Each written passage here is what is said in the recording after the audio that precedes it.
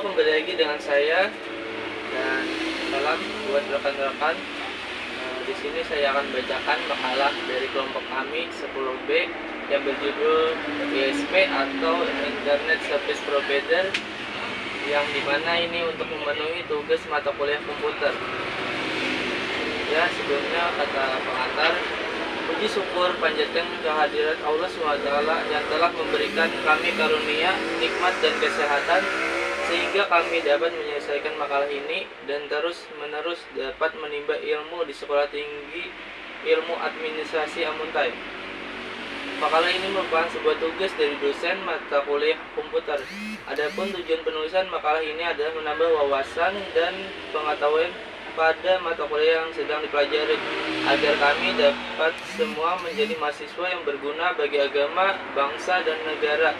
Kami mengucapkan terima kasih kepada Bapak selaku dosen mata kuliah komputer kami karena berkat bimbingan dan pengarahan dari beliau sehingga makalah ini dapat terselesaikan.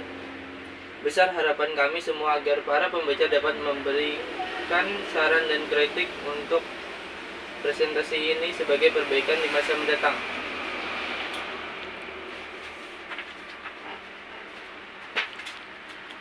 Latar belakang: dunia mobil yang semakin berkembang pesat dan semakin banyaknya orang yang menggunakan membuat koneksi jaringan internet menjadi kebutuhan pokok yang tidak dapat dilepaskan dari kehidupan manusia.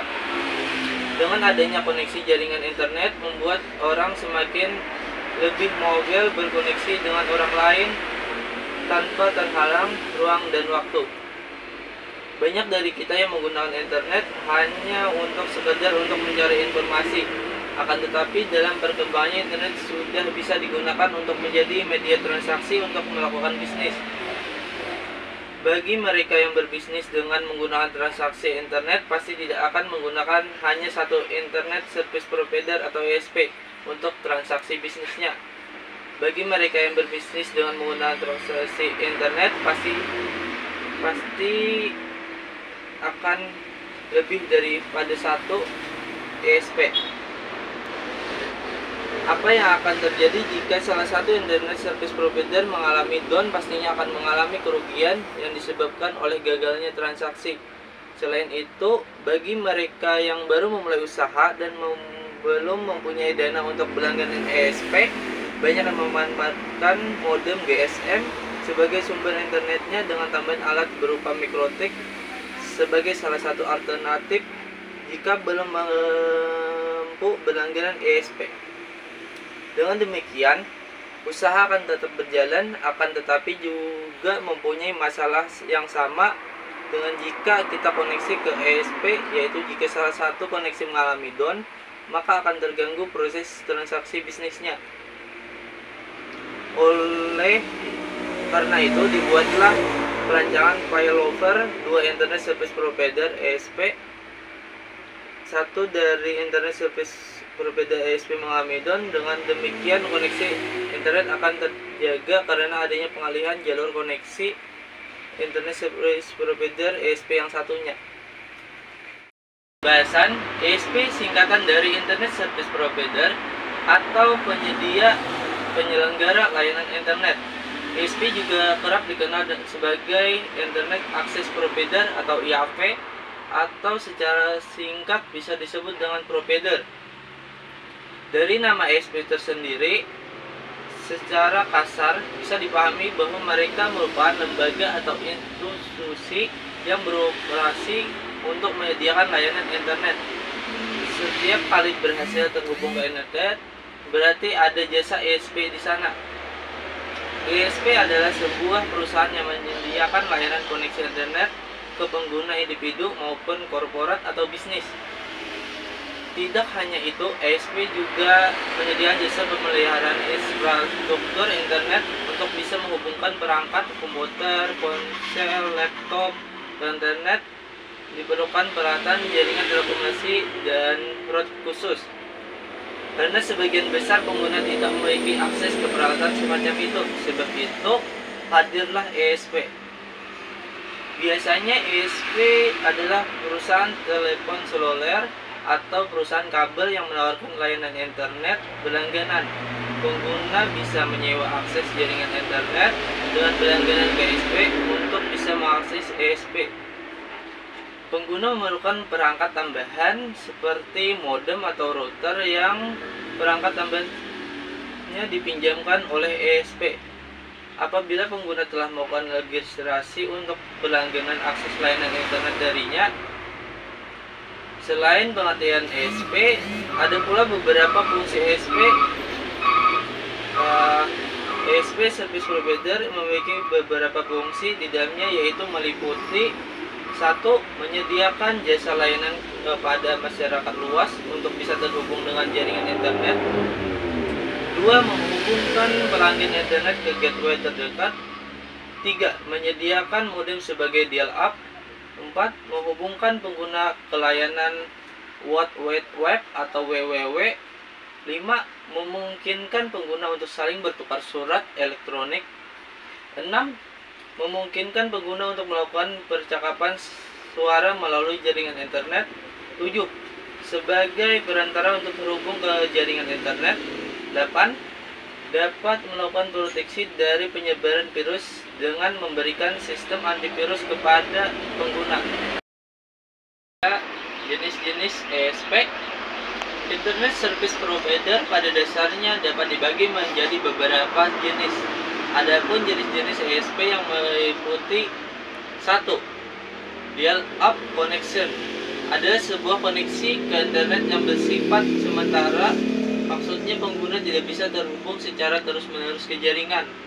Untuk biaya sendiri, pengguna hanya dikenakan biaya berdasarkan lama waktu yang mereka gunakan untuk terhubung ke jaringan internet.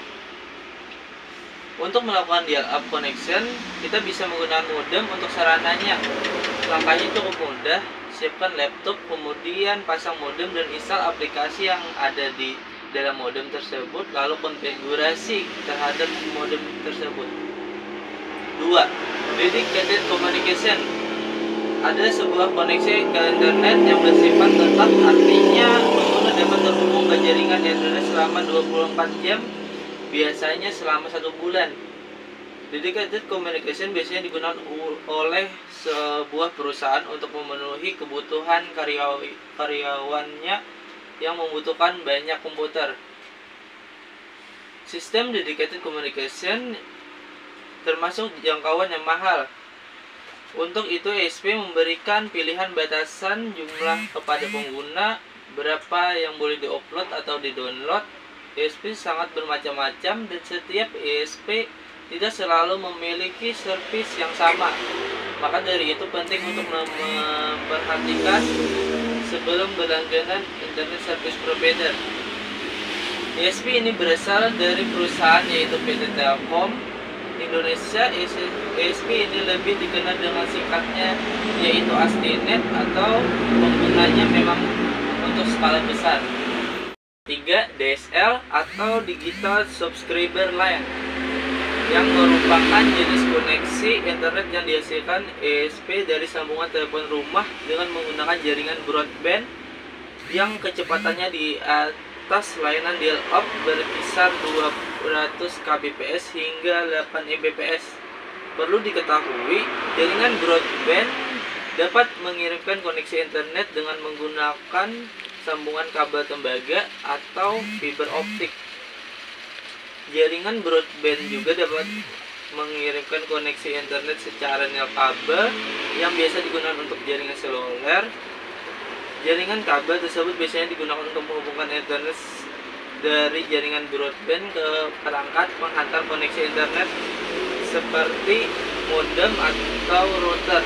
Untuk DSL, koneksi internetnya dihubungkan melalui jaringan kabel tembaga atau fiber optik yang digunakan pada sambungan telepon rumah. Namun karena kabel tersebut disalurkan lewat modem, jadi pengguna tidak diharuskan memiliki perangkat telepon rumah. Yang keempat, TV kabel merupakan jenis koneksi internet yang dihasilkan dari sambungan TV kabel. Kemudian sama seperti DSL, sambungan untuk TV kabel juga sudah menggunakan jaringan broadband. Biasanya jaringan broadband dari TV kabel diantarkan melalui jaringan kabel fiber optik.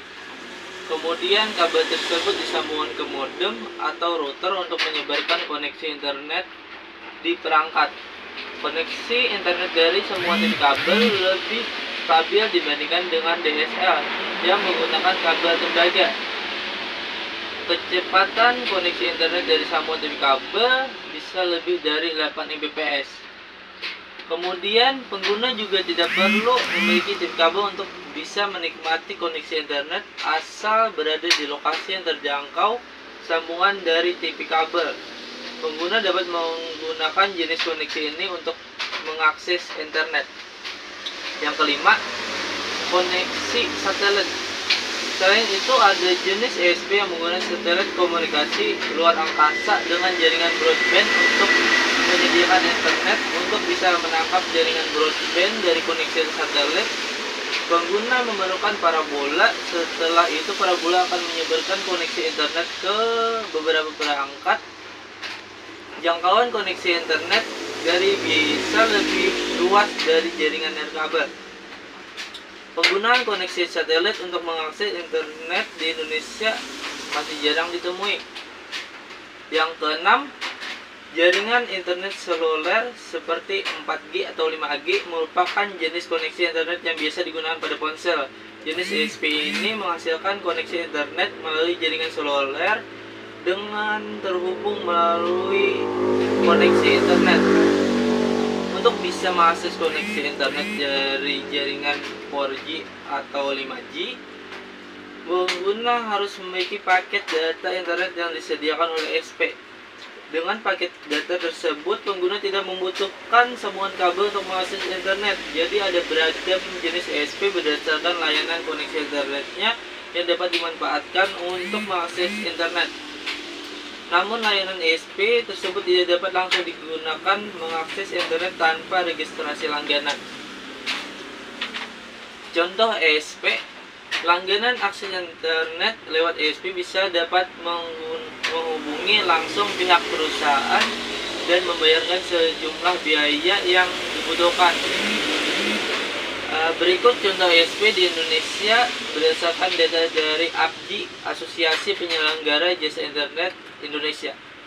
Yang pertama, Telkom Indonesia atau IndiHome, Bisnet, First Media, MNC Play, Dinet, G-Media, Padinet, Indosat Oredo, XL Axiata, dan juga Telkomsel. Dan sebenarnya banyak lagi jenis-jenis atau contoh ESP. IndiHome merupakan salah satu provider yang populer di masyarakat dan penyediaannya adalah salah satu badan usaha milik negara yang yaitu PT Telkom Indonesia. Ada banyak yang membuat ESP ini sangat populer.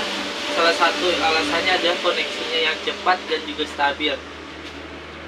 Cara kerja ESP adalah dengan menghubungkan antara jaringan satu dengan yang lainnya. Caranya adalah dengan menghubungkan sebuah komputer pengguna ke dalam sebuah jaringan menggunakan modem maupun router. Modem tersebut akan mengirim permintaan ke ESP untuk kemudian diperiksa oleh ESP terkait alamat status IP pengguna. Setelah diproses, ESP akan mengarahkan ke halaman CAS yang tersedia. Biasanya ESP ini memiliki CAS yang sangat besar sehingga bisa mentransfer data dari komputer satu dengan komputer lainnya dengan kecepatan yang tinggi. Adanya jeda dalam layanan ESP dapat membawa kerugian yang sangat besar.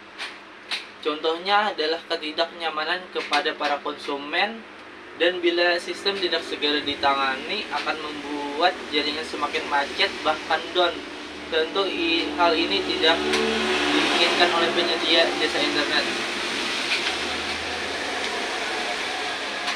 Di sini sangat perlu disarankan untuk memilih ESP untuk menyesuaikan faktor lokasi, cek spesifikasi teknis seperti kecepatan dan kuotanya, memilih ESP yang mempunyai rekor layanan yang bagus, memiliki saluran koneksi utama, jaringan ISP dengan internet yang memberikan jaminan backup koneksi agar Anda dapat menikmati layanan internet stabil dan berkualitas.